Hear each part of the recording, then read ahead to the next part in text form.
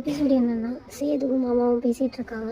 எப்படி இந்த போஸ் வந்து இந்த மருந்தை எடுத்துகிட்டு வந்திருக்க மாட்டான் அப்படின்னு சொல்லி பேசிகிட்டு இருக்காங்க. ஏன்னா இந்த மருந்தை எடுத்துகிட்டு வரும்போது ரொம்ப தடைகளை தாண்டி தான் எடுத்துகிட்டு வரணும், எனக்கும் தமிழ்ச்செல்விக்கும் தான் தெரியும் அப்படின்னு சேது உங்கள் மாமாட்ட பேசிகிட்டு இருக்காங்க. சேதோட வீட்டுக்கு 2 பேர் வராங்க, ஒரு பொண்ணும் ஒரு பையனும். ராஜா கேட்குறாங்க, நீங்கள் யாருன்னு. அந்த பொண்ணு சொல்கிறாங்க, ஈஸ்வரி ஆண்டி சொல்லலையா அங்கிள் அப்படின்னு கேட்குறாங்க. இப்போ ராஜாவுக்கு சொல்கிறாங்க, நீங்கள் தான் ஈஸ்வரியோட தங்கச்சி பொண்ணு, அண்ணன் பையனுமான.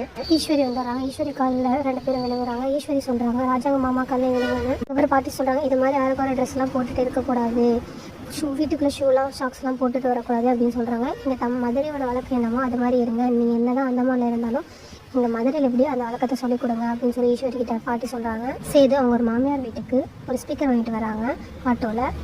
அதை பார்த்ததும் அவங்க தங்கச்சிங்க 2 பேரும் என்ன வாங்கிட்டு வராங்க மாமா அப்படின்னு யோசிச்சுட்டு இருக்காங்க. அப்புறம் சேது என்ன பண்ணுறாங்கன்னா, அது ஒரு ஃபோன் எடுத்துகிட்டு வந்து பாட்டு போட்டு அந்த சாங் ஃப்ளூயண்ட்டான சாங் வைக்கிறாங்க.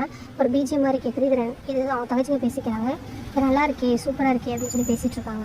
எதுக்காக சேது வாங்கிட்டு வந்திருப்பாங்க, ஒரு டாக்டர் சொல்லியிருப்பாங்க ப்ரெக்னெண்ட்டாக இருக்கும்போது சாங் கேட்கணுன்றதுக்காக வாங்கிட்டு வந்து தமிழ்ச்செல்விக்காக கொடுக்குறாங்க. சேதுவோட அத்தையும் அவங்க பொண்ணு பேசிகிட்டு இருக்காங்க. அவங்க அத்தை பொண்ணு ரூம்குள்ளே வந்தாமான்னு அப்படின்னு அவங்க அம்மா கிட்ட சொல்லிட்டு இருக்காங்க. அவங்க அம்மா சொல்கிறாங்க, அவங்ககிட்ட தப்பாக நடந்துக்கிட்டான்னு நீ கூப்பிட்டுருக்கலாமே, ஏன்னா அவன் கல்யாணம் நின்றுருக்கும், இப்போ உனக்கும் அவனுக்கு கல்யாணம் நடந்திருக்கும் அப்படின்னு சொல்லி பேசிகிட்டு இருக்காங்க.